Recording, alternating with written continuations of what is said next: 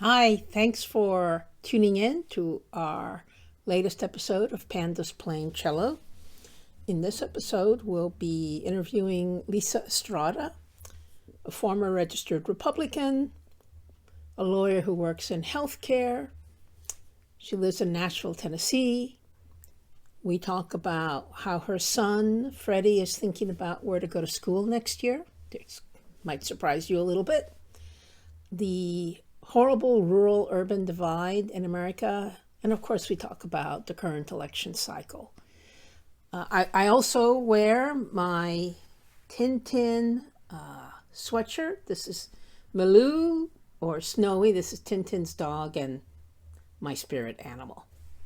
We have only one request. If you enjoy the video, please subscribe. Please consider subscribing to it. Doesn't cost anything, and what it does is tell the YouTube algorithm in the sky that people like the video, want to see more, like them, and therefore the video will get promoted to other potential subscribers and listeners. And so with that, I will bid you a fond adieu.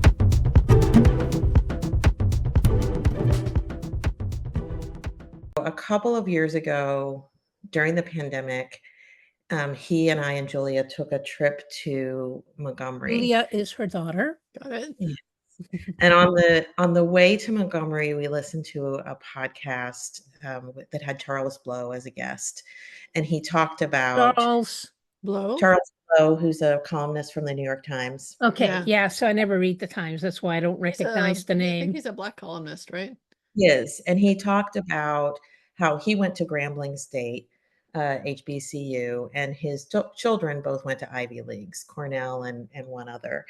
And he talked about what it was like for him and what he gained from going to an HBCU, and just knowing that, when you walk into a room, a Black person was the smartest person in the room, or a person of color was the smartest person in the room, and how that just sort of flipped his education for him in such a positive way.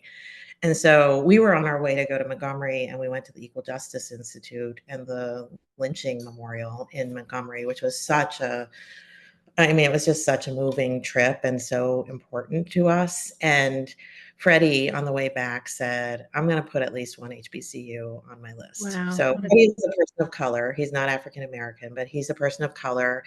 And he's been going to school in a very segregated school system that we have here in Nashville, where almost all the white kids go to private schools, and almost all the public schools are about 90% people of color. And so he put this on his list, and he's just decided that of all the schools on his list, he's also got University of Louisville. He wants to go to a majority minority school. Mm-hmm. Is one of his goals. So he's willing to give up baseball because Howard doesn't have a baseball team. They do have a baseball club, and they seem like a bunch of really guys. But so anyway, it's been a little bit of a rocky road for him. He I think wants to hold on to baseball, but he also sees other possibilities if he lets it go. Wow. One of the things that I love baseball, La Pelota, and one of the things that is a little sad about baseball is that young Black Americans who used to be such a big part of the sport 50 years ago, Willie Mays, Lou Brock, all these people, Barry Bonds, for whatever cultural, anthropological reason, they are less into baseball. And as a result, most of the players of color in baseball are now Latinos in one way or another. And when someone like Reggie Jackson talks about baseball, that makes them sad. I'm happy there are more Latinos in baseball, but I also understand the concern that Americans aren't of color. Well, Latinos are. Well, actually, a lot of the Latinos who play in baseball start off as not American citizens, so they're coming from the Dominican Republic, they're Cubans, they're Venezuelans, et cetera, et cetera. So, And Freddie has had the opportunity to play in Panama on a team of Venezuela. It was half kids from New York City, half kids from Venezuela. And we also he went to a camp in the Dominican Republic. And what he learned from that experience is it's life or death for these kids, of right? course. Like these kids they go to baseball school, they go to academies where their job is to become Major League Baseball players. Yes. And he bombed out of the Dominican camp. I think it was maybe half a day before his American sensibilities. I think there was something that happened that the boys were being punished for. And they tied them together with ropes and required them to run in the Uh, outfield uh, while they were doing batting practice. oh no. Freddie was like, "Oh, that doesn't seem safe to me." He called us at Yes. lunchtime, and I think I should go home. And, I think, like, there's something, like, both very sad about that, but, like, it Right. does put a different cast on these people who have worked their whole life, and they're making it to the major leagues, and they've really foregone all other Right. possibilities, Right. to be dedicated to this. So, and in the US, we have African Americans who now, fortunately, have lots of choices, not as many Mm-hmm. as we all like, but at least in the sports world, they have a lot of avenues. Right. Yeah. Lisa, this is super interesting, and I think, and I guess I want to know. It's also about your son. Do you think your son would be okay if we end up editing this stuff into the Panda? I think so. Yeah. Well, we'll send it to you. So it'll Yeah, be an unlisted video and you can show it to him. yeah. I don't think he would mind it. Oh. Oh, you know what? I should turn off my things that make noise. So, yeah, well, let me look at my telephone that I thought I had turned down, I but think that was I'm just double that checking. was So, the one thing that I wanted to remind you of was the last time that I saw you, I believe, I haven't seen you. It was right after the 2020 election. And I, with my dear friend Mary Gratch, was driving back to Washington, D.C. with my mother, who would be dead just a little more than a year later. And we had driven down to Texas because she was bound and determined to vote, but her ability to write her signature and therefore obtain a legal absentee ballot was compromised because of her Aphasia. aphasia. And so, we drove her down. My good friend Clark helped me come down to Texas, and he will be arriving here in a couple of hours because he's like a refugee from North Carolina right now. He and Oh, no. his family. They're okay. They're up the mountain. They're not flooded, but there's no power, and so they got to get out of there, right? And my good friend Clark helped me and my mom get down there, and my good friend Mary helped us get back. And we stopped off in Nashville, and she put on a fantastic spread of fruits and cheeses and just and it was a beautiful balmy day, and we could sit on your balcony or porch, I guess it was. And it was really nice. And here we are now, 4 years later, not quite to the day, but probably 3 years and 11 months later. And we are confronted with another election season. Yeah, I'm excited to talk about that if you're open to it, Lisa. And I thought maybe at this point you could introduce yourself, however you want to introduce yourself. And yeah, so what's your name? I'm Lisa Estrada. Yeah. I, at the moment, am officially a possibilitarian. That's how I Ooh, label ooh, myself. that yes. You've made Um, Julia very happy there. yes, I have spent the last 20-ish years as a lawyer in the healthcare industry, both an outside lawyer and then most recently about 10 years as a senior executive at a couple of different healthcare private companies. And about 2 months ago, almost exactly 2 months ago, about last January, I decided, but about 2 months ago, I actually did step back from probably what everybody in my industry would consider to be a fantastic dream job. I was the executive vice president at a large hospital company, private equity owned. Also, chief administrative officer in charge of HR, compliance, legal. Um, it was a very all-consuming job. And I learned a lot from it, but I realized that when you have an all-consuming job, you don't leave room for other possibilities. And so I'm a bit of a daredevil. And there have been days when I've thought, what the heck am I doing? But I spent from January till about June leveling up my successors to be able to step into my shoes. So a new CHRO and a new general counsel. And as of August 1st, I'm an advisor to the company. And as of the end of the year, I will be a full-time possibilitarian. And I'm exploring all kinds of things. And um, it's both scary and fantastic. And so that's who I am. I guess probably the biggest part about that is the daredevil part. I've Right. always Yes. made I've always made big leaps in my life, and as my friends tell me, as I say, "What have I done?" I usually land on my feet, and so hopefully that will happen in this case. And even if you don't land on your feet, that could end up good. You got to scramble sometimes Yeah, to you climb could a mountain, right? or you could do a somersault, you know? Yeah, I think, like, what the thinking I've been doing over the last couple of months, there's a very narrow reed that I can land on because I really don't wanna be a boss anymore. I don't wanna be anybody's boss. Me And I neither. Me neither. Ever. It's And also I'm never gonna be anyone's boss ever again.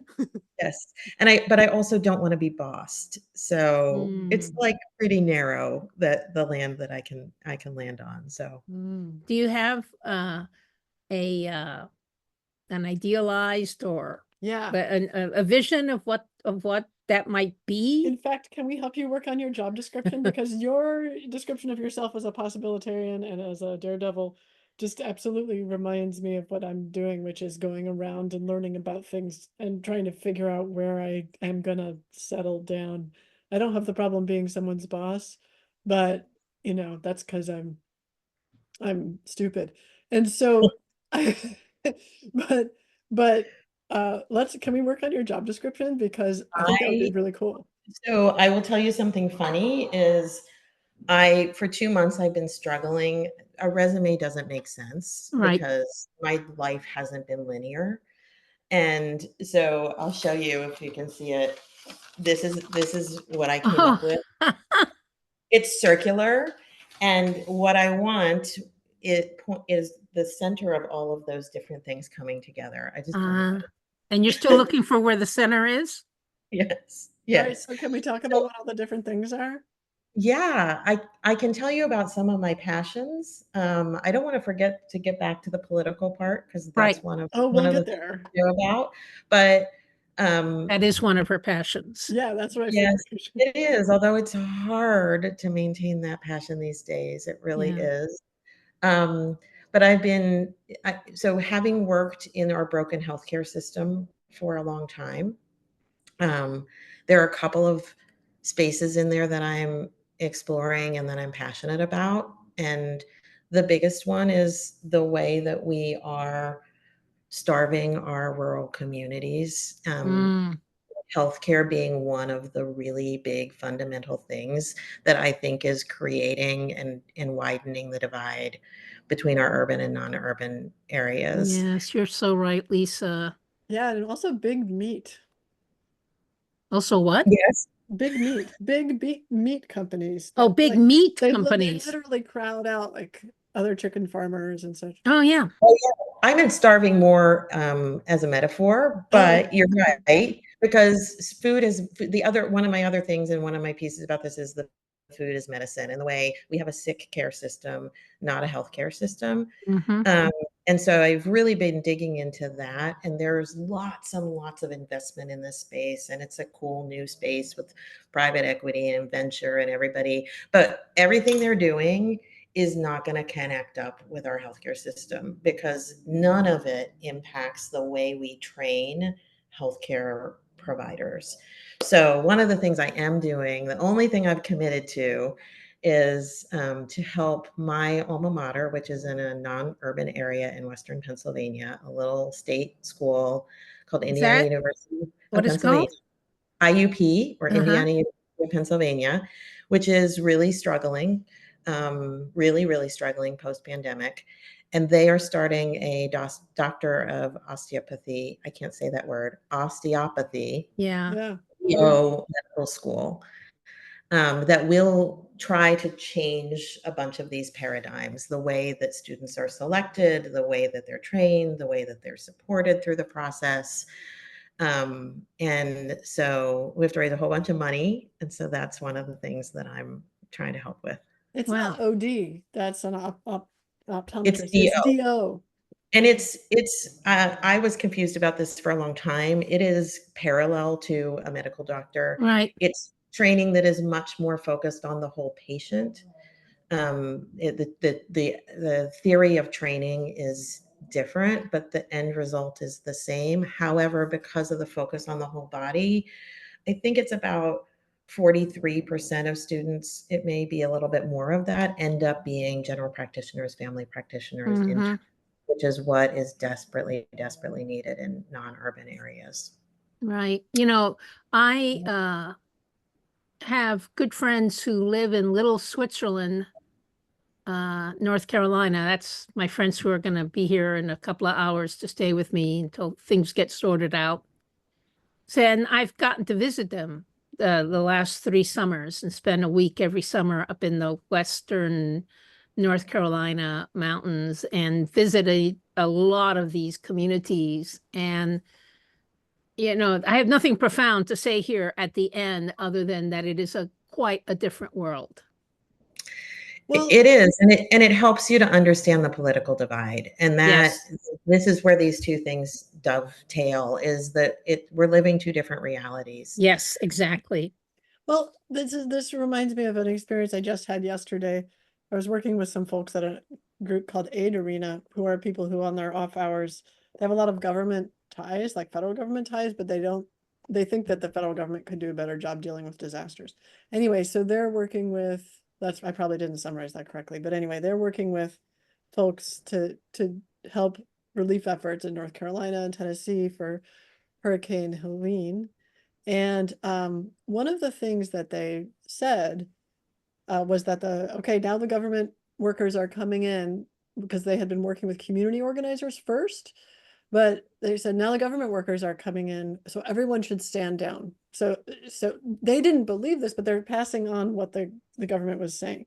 And to me, that's insane. That is because insane. who are the people who actually know each other and know who needs help, and their natural leaders just show up in an environment like that? I'm not saying it's perfect.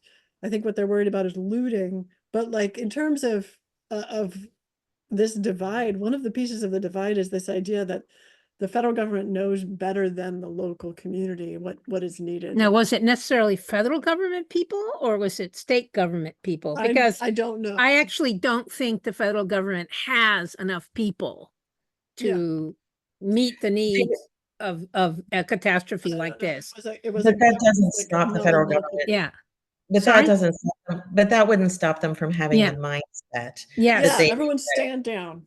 Right. you And know, then meanwhile, like my friends who are musicians and not super wealthy, but well educated and had a propane stove. And anyway, they're out there and they got a tree cleared from their path so they could get food, and they have a propane stove and no one else in their neighborhood does. So they're feeding the neighborhood with cooking on their propane stove. And my friend Jennifer Armstrong plays bagpipes to tell the whole neighborhood that the soup and the bread is ready. I mean, so that's community organization. Are they supposed to stand down? So that, to me, that's insane.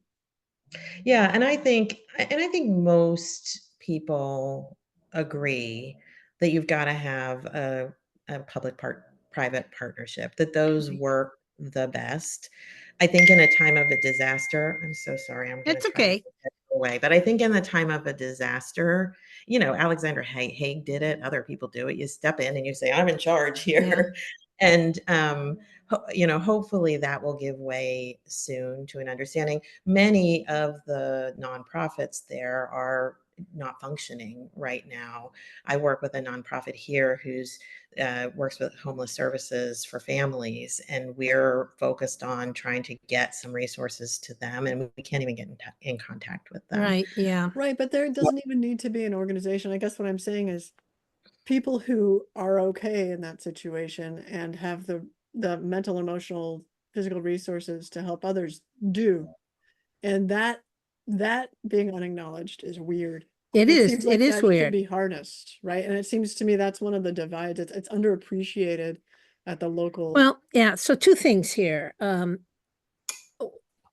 spend more than half the year in Texas now, and I spend a lot of time when I'm in Texas explaining the East Coast to Texans and vice versa. And when East Coast friends hear about horrible things that Texas government or whatever has done, and sometimes they are legitimately horrible or bad, they'll say, "Oh, don't you Texans have any principles?" And I will say, Texans believe in community. They just don't believe that concepts of community need to be imposed upon them by a third party, which is sort of the government approach. And then the second thing I wanted to say, which will perhaps help us make the segue to the political situation, is one of the most profound things I heard after the collapse of the Soviet Union and all the other communist states has stuck with me. And I think it was a former Soviet citizen who now 5 or 6 years into non-communist rule had this epiphany that because of communism, that the Russians, the Soviets had grown up, become adults, not understanding the concept of giving to other people freely of their own volition. I think that's probably exaggerated, but nevertheless, he made the point that when government provides everything for you, it undercuts your humanity. And and your resilience. And probably. I think that's a fundamental principle that drives a more little c conservative approach to how to organize ourselves in society. Yeah, I think that's really interesting and true. There's always two sides to the equation, right? What the government does and how people then conform to what the government is doing, or vice versa. I think the other factor, Julia, specifically to the idea that you don't need organizations. I'm not saying sadly, you don't need organizations at all. I know that you could go directly to the people. Sadly, and this is the other part of I've been in compliance for a very long time. I will tell you, it won't take long for the fraudsters to get Of course. Oh, exactly. There has to be regulation. You look at COVID, and unfortunately, the government's bias is toward that. We have to prevent that. We have to stop that. And they frequently will cut off their nose to spite their face in order to avoid the 5 years down the road, we're going to have to go out and prosecute the fraudsters. Yeah, they're like the antibacterial that kills the good bacteria and the bad bacteria. Yeah, that's absolutely right. And it just seems like has to be a both and. Like there has to be a way to look for positive influences in a community as well as negative influences. That too much focus on threats always leads people to this narrow tunnel of threat only.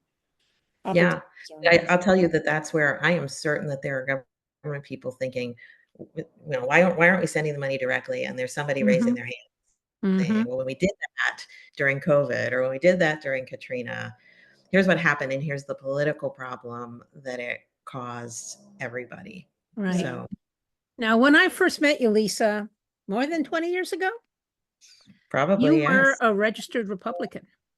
I was.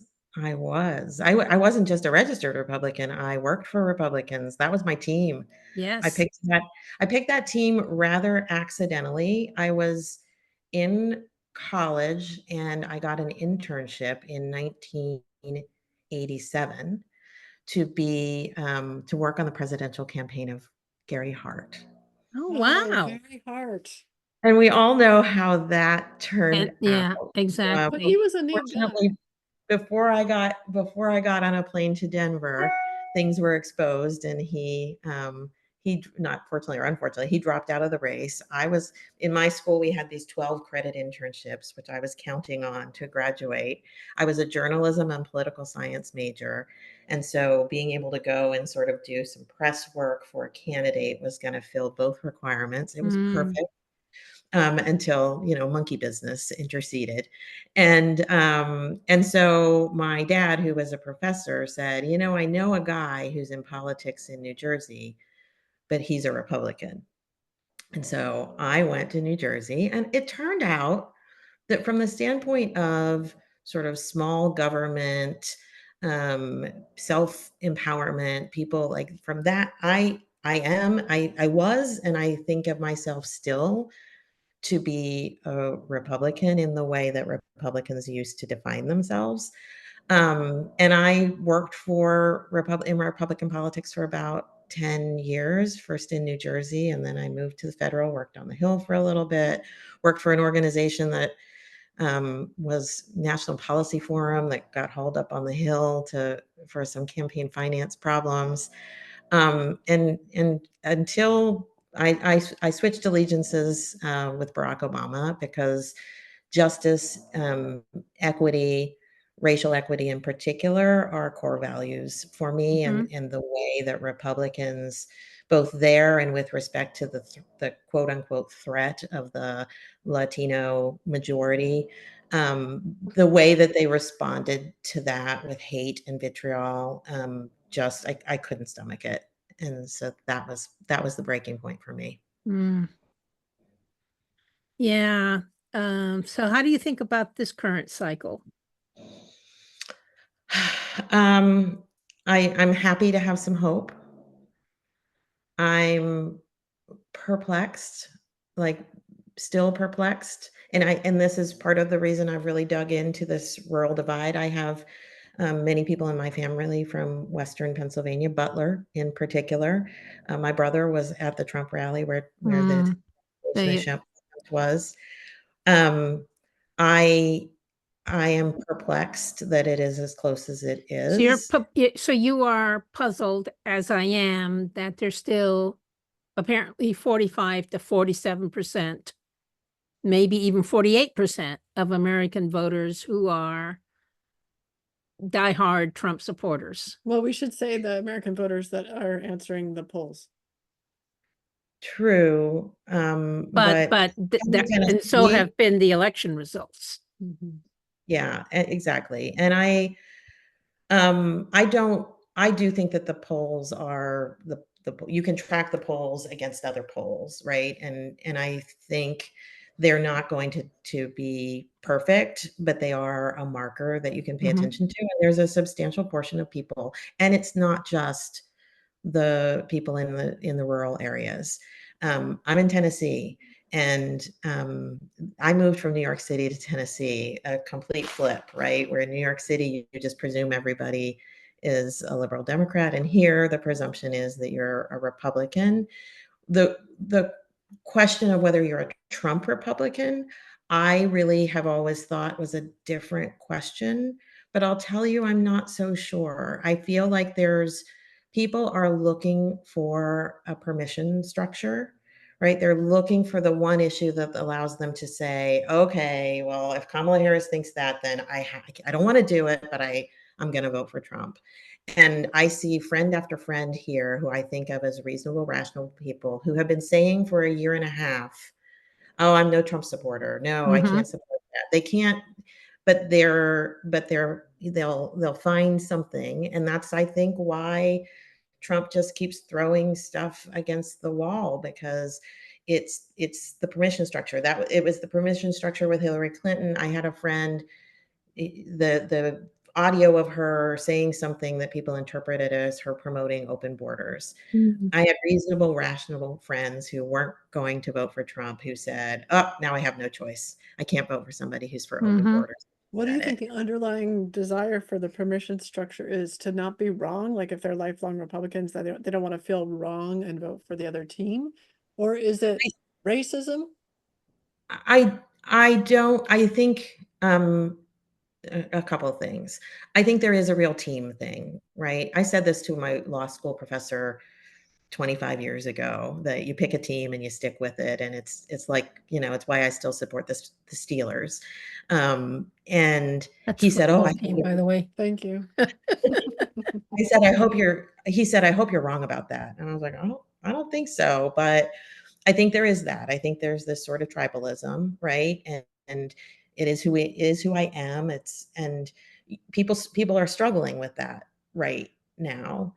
Um, I also think there's a significant financial factor. A lot of people are in Tennessee because they came here because we have no state taxes. They're Mhm. very focused on their pocketbook, and they do believe that, and these are some of the people who I think are well-educated people who, at the end of the day, think that they'll be financially better off under a Republican, even if it's Trump. They'll tell you he surrounds himself with all the right people. And then the third one is, I don't know if I would call it racism. I would call it otherism.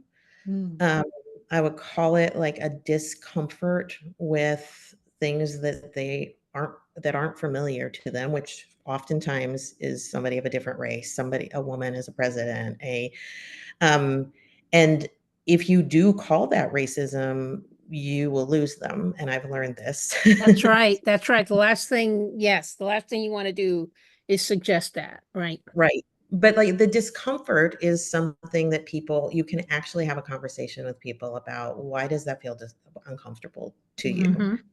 Um, and that's what I've learned from probably in the 4 years, because it was COVID times when you were here. We had only lived here a couple months and been Mhm. through a tornado and then the pandemic. Um, and to just live in this space and to not feel angry all the time. I've had to figure out how to engage with people who I like and respect and otherwise feel commonality with, who have this thing that I just can't process, where they Right. support Yep. somebody who I can't get my mind around. Yep. Otherism, it isn't, I love that word because it isn't, it's other than I'm used to. It's not necessarily other than me, right? So I have these lesbian parents who are feminists, and when Hillary Clinton was running, they took me aside because they knew I was like pro Hillary Clinton at the time. I'm gonna vote for a woman president. And they took me inside and said, "But really, do you think it would be okay to have a woman as commander in chief? Like, could she really?" I'm like, "You guys are lesbian feminists who raised me. Are you fucking kidding me?" And they're like, "Well, we're very unsure." Now they're not doing that because, and it's because, if you ask them about it, it's because, oh, well, we already figured out that a woman could be president. Look, she's already voted. Mhm. So it's less of an other to them. So it's Good. other than what you're used to.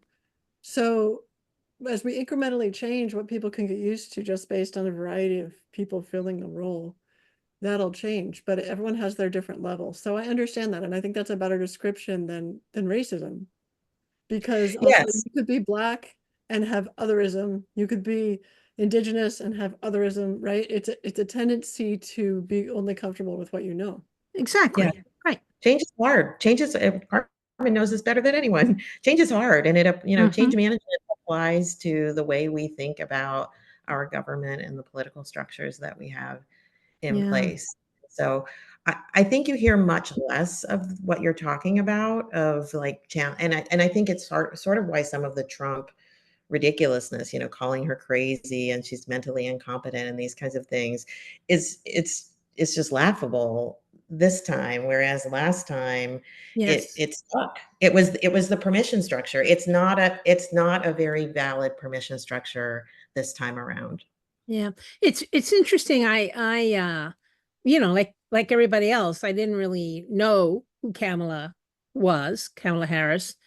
And so I went sort of YouTube mining to find old interviews and old videos. And I think I came across like an Ellen DeGeneres interview when she was like a senator. And, these are 8 or 10 years old. And I'm very happy to say that her message then is exactly the same message she has today. So I'm confident that the way she's presenting herself is a genuine presentation that she's had for, at least the last decade. And we are allowed to change. We are allowed to become different human beings. But this is clearly the adult, sort of mature version of her. Right. And I've watched her explain this, my values haven't changed over and over again. And I've sort of, I've played out how I would answer that question to my husband. And he's like, you should call. You should call. Oh, Because yeah. I think 2020 was an anomaly. I think when she was running in a primary and trying to distinguish herself and also speak to the liberals, I think it was an anomaly. Mhm. And I just wish she would say that. Yes. I just wish Yes. she would say, and I've had 4 years to learn that I don't have to be somebody else in order. Yes, and I also just shouldn't. say like also everyone's opinions change or they should change as you get more information and you learn more about a topic. Yeah. If your opinions don't change, there's a problem. So one of my most favorite things I do when I'm in Texas, and I'll be back there again next week, is I wear my Harris Waltz camo hat around, I've and seen then it. and I went to a local craft shop, and so it's one of those shops where it's an arcade and there's like 40 booths and each individual artisan pays rent for their booth. So all sorts of stuff. And I came across, and I'll send you a picture of this. So this is Proverbs 31, verse 25. I think I said that right. And so what's significant here is someone in Texas chose to make this magnet and put it on sale. She is clothed in strength and dignity, and she laughs without fear of the future. And I was like, who did this? That is fantastic. I will send you the picture. Yes. That And is fantastic. it's the Proverbs. It's the opening lines of the Proverbs about sort of the ideal woman. And, it's got a lot of stuff, manages the house well and everything, but those are the opening lines. It's too long for a campaign slogan, but, Yes, but yeah. it can be a tagline. Yeah. Yeah, and the fact that somebody in Texas has stepped out with that is Yeah, is I it just is was stunned. Yeah. And so I don't know if Ted Cruz will lose, but there will be some incredible celebrations if that happens. I think what this, in my mind, probably comes down to is the willingness of women, whether vocally or silently, to separate from their husband. Right. Not separate literally, but Yeah. when in 2016, Eva, my daughter, was working on the Clinton campaign in Allentown, Pennsylvania, and we knocked doors. And the number of people who were on the list as Democrats who we got to the door and we spoke to the woman, and the woman would listen, and then the husband would come behind and she would say, I'm sorry, we're Trump supporters. Close the door. And so I really, really think that, and I know I can see part of that strategy playing out in the way that, and I think like they've been flawless so far in the way they're staying on their strategy. They're not getting pulled off. And I can see that strategy playing out. I don't know if it'll work. Yeah. And we probably won't know ever. And if it works, the polls aren't going to show it. The exit polls aren't going to show it. It's just going to show up in the results. Yeah, I which have a I'm good sure will be. barometer. The week after next, I'm going to be in Santa Fe / Albuquerque for the Balloon Festival. I'm going with Oh, nice. 5 Texas high school friends. One, I would call her is a purely independent voter. two of us tend to vote in, progressive Democratic way. And the other two women I know are Trump supporters. In fact, one woman's timeline on Facebook has often had pictures of her at Mar-a-Lago. So, there's I'm not at all concerned, or not concerned. I'm not at all expecting a change from her. The other one, I believe, is in a situation where she has a hard time having an independent position from the men in her family, her husband and her son, who are both very strong, and I'm sure very strong Trump supporters. So I will mostly listen, because I think listening is a much better approach than speaking, and to see what they're saying, and how they're thinking about things. I know my Mar-a-Lago friend, who is, by the way, one of the most delightful people I've ever met, one of the funniest, wittiest women I've ever known. I'm sure she'll bring it up, and she'll wanna hear what I have to say, and my other friend too. But so I will be very heartened if I detect a different tone from either one of those two women. Well, It sounds like a Mar-a-Lago lady is literally in the club. She's in the Trump club. She's literally in the Trump club, like literally and figuratively in the Trump club. I mean, she apologized actually for the pictures the first time they showed up, and said, "Oh, it's my boss. She's, private plane, offered us a seat to go down to Mar-a-Lago for the New Year's Eve celebration." But then the next year, when she showed up the same place, I was like, okay, I don't believe you, in terms of what, that it's somehow accidental. But we have to leave openness. So I feel like we should have like a little, the three of us should be like, okay, women out there, if vote your mind. Yes, of right? course. And that we've got your back. Like, it's really okay to not tell other people how you vote, and or even tell other people how you vote, but maybe there's not enough gas in the car for them to get to the polls after you're done, or whatever it is. It's really okay to vote your mind. And I wonder if there needs to be something like white dudes for Harris. Maybe there needs to be like Republican women for Harris. I think there is. I think there is. There's definitely Republicans for Harris, and Yeah. yeah. The way you said it is better than the way I said it, Carmen. So difficulty separating themselves from the males in their families. Better than the way I said it. But that is a real thing. It's particularly a real thing in the South, and it's particularly a real thing in the religious right, or even the just religious families. And I see it here. I see it here a lot. I don't know if you all listen. There's a podcast about a group of mothers after the Covenant school shooting here. There was a group of mothers who went to lobby our state legislature, and they made it their full-time jobs. And they in the podcast, which is WPLN, and I think it has gone national, but they interview them, and one of the things they say is like, we thought it would be different. We thought they would listen to us because we're Republicans. Like, basically, we're in their club. We thought they would listen to us.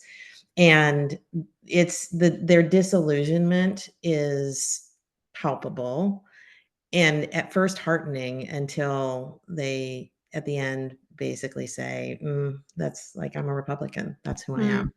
The role of men in many religions is to be the teacher and the guide for the family, right?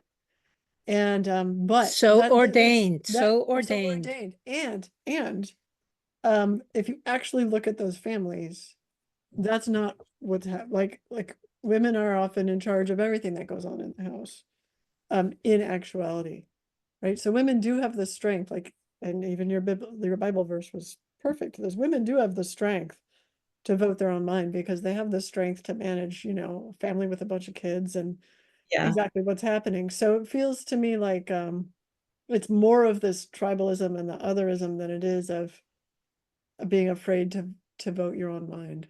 Yeah, I don't have a religious reference for that. I have a pop culture reference, and there's a quote from my big fat Greek wedding that the man is the head of the house, but the woman is the neck. That's a good one. So, Lisa, we're approaching an hour and want to be respectful of your time, but I don't know if there's anything else you'd like to share with us about anything, anything. Well, I would like to take you both up sometime on this idea that will work on my ideal Oh, job. yes, And yes. I think, like, the concept of, I've never had a career break before. I realized Mm, that I recently talking to somebody who said I was kind of saying, like, "What have I done?" And I'm a little depressed, and I don't nobody needs me anymore. And they aw, said, "Have you ever had a career break?" And I said, "Well, yeah, once when I was, I had 2 kids 14 months apart and then went to law school when they were 2 and 1. That's So not that really a was break, Lisa. that wasn't really much of a break. And so I'm really struggling a bit with I know that it's the right thing to do. I know stepping away from that was the right thing to do, and my ability to mm-hmm, have impact, which is so important to me, is going to flourish because I'm gonna have the time to explore possibilities. But it is hard. It is hard, and I think I probably should have planned it a little bit more and maybe mm, graded it. The day before I stepped away from everything, it was like a 12-hour day, and everybody needed me to solve a crisis. And I'm a crisis. I'm a firefighter. mm-hmm, Um, I heard that I heard a quote recently from Game of Thrones, which I didn't watch, but I heard there's a quote from that chaos is a ladder. And mm. I think that should be my motto. And so I'm really going through some withdrawal around that. So any advice that either of you two have for me on sort of sticking with the Oh, possibility yeah. would be fantastic. Well, we would love to noodle this with you. And it looks like you're creating kind of like a mind map or an illustration, and I think that's really fun. That's the way to go. Yeah, we could do a panda, which would be helpful not only to you, but also to other people who are, especially women who are in the perimenopausal, postmenopausal time, which is when you basically think you're useless or everyone's decided you're useless.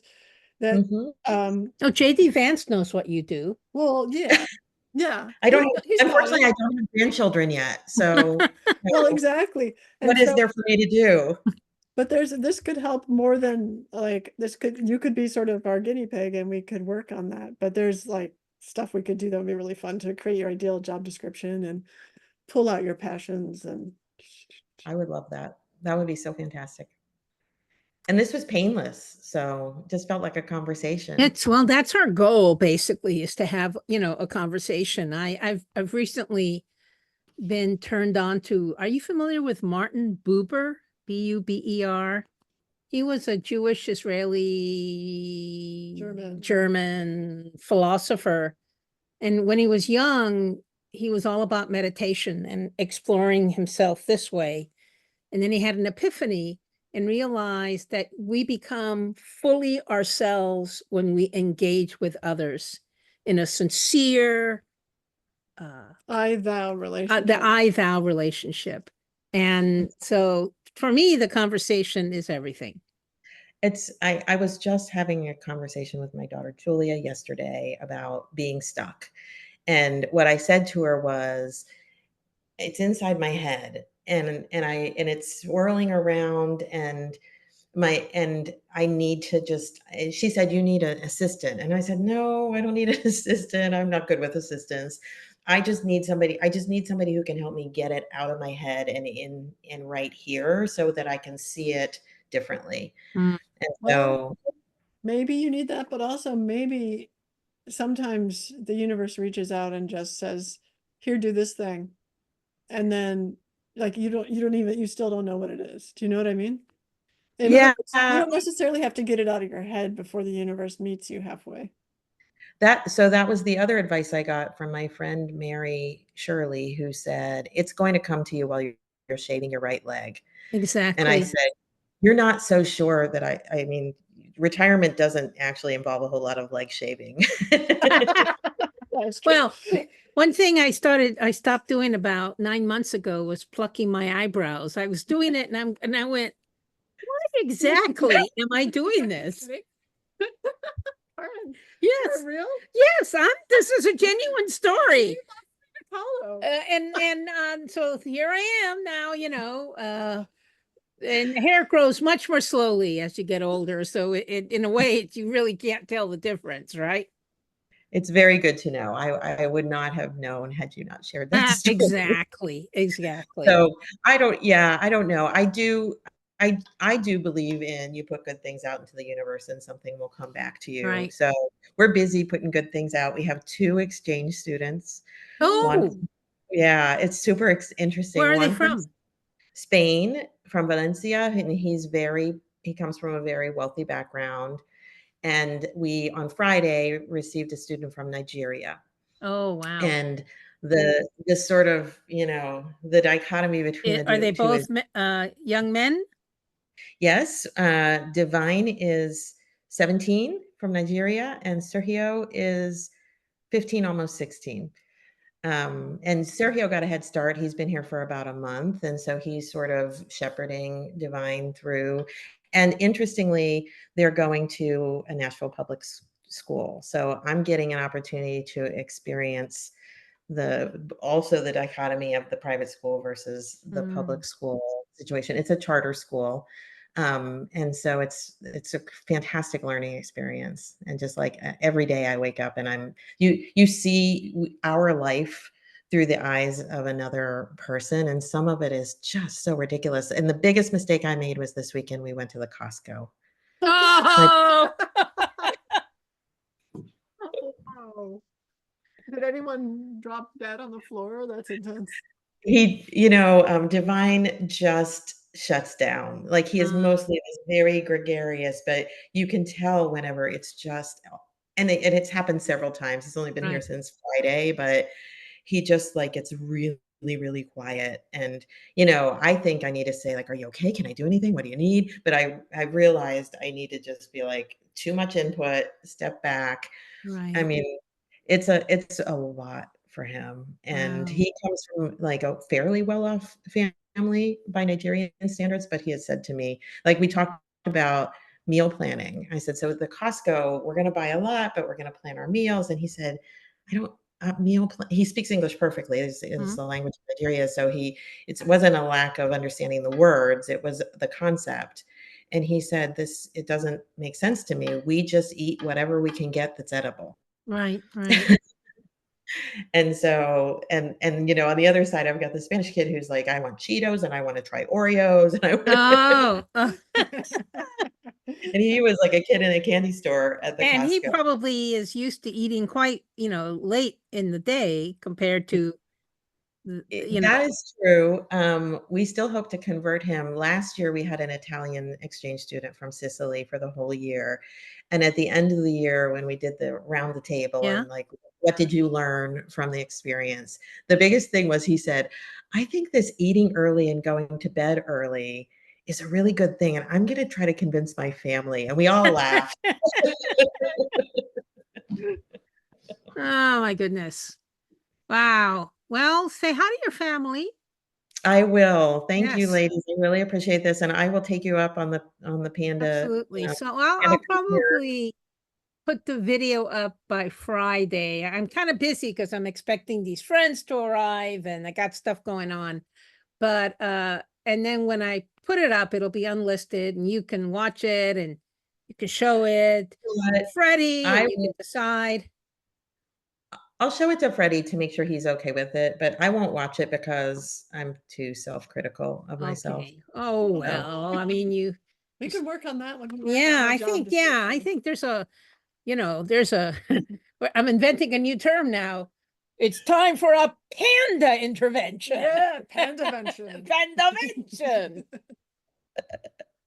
that's great. All right. Well, you'll get an email and then you'll have Julia's email as well. Okay, fantastic. And then we can And I figure out how to coordinate okay, the and I linked in with you, Julia. pandavention. I linked in with you earlier, and I'm quite intimidated by I would love to discuss time travel with you sometime. Are you intimidated? Someone just told me I was anti-intimidating. So that's unfortunate. So we'll have to work on that too. No, not like a bad way, but just, I don't know. Well, I'm not intimidating. I like in real life on LinkedIn, you're scary as crap. Okay. I like to use time travel of a sort as an analytic technique. And so what I like to ask, the questions I would ask analysts, okay, tell me how this ends or how this concludes or how this resolves. And so when I want to feel happy, I like to think about, okay, we are moving to a new generation of leadership, and these are the people who are going to show us some very important lessons that we need to learn as we move forward. About not othering other people, about, the importance of just peaceful conversation with other people rather than, violence or othering. So I like to think that makes me hopeful. And it is kind of a form of time travel, mental time travel. of imagining, I'm imagining it's 8 years from now. What will America look like? Crossing my fingers. It's a good technique. I'm going to work on that. Yes. I'm going to practice it. We can do that as part of our Pandassation. Exactly. Well, that's my usual method of working with people on job stuff is you go until you're happy with your job, now describe it, and we go backwards. Cool. Yeah. I might be a particular challenge for you, because I think my problem is I don't like to close off possibilities. No, I have the same problem, but we can talk. We'll talk. Okay. All right. Well, bye, lady. Peace, love, prosperity, amor. Same to you.